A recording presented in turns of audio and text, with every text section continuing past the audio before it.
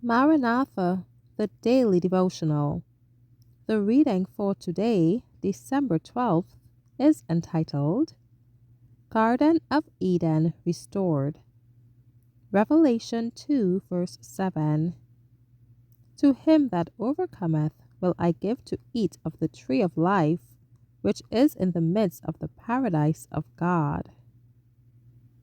The Garden of Eden remained upon the earth long after man had become an outcast from its pleasant paths.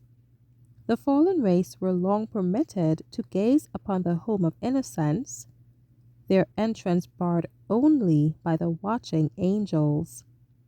At the cherubim guarded gate of paradise, the divine glory was revealed.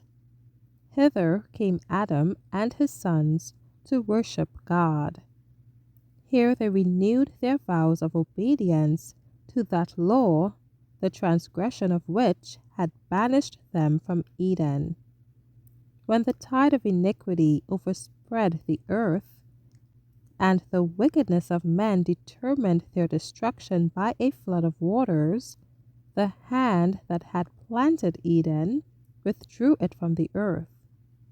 But in the final restitution, when there shall be a new heaven and a new earth, Revelation 21:1, it is to be restored more gloriously adorned than at the beginning.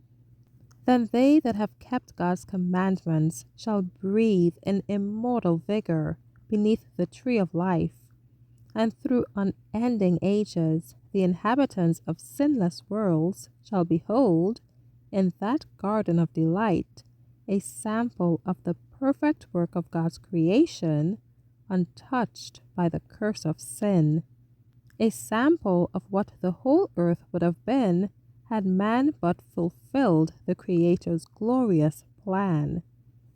Adam is reinstated in his first dominion. Transported with joy, he beholds the trees that were once his delight, the very trees whose fruit he himself had gathered in the days of his innocence and joy. He sees the vines that his own hands have trained, the very flowers that he once loved to care for. His mind grasps the reality of the scene. He comprehends that this is indeed Eden restored.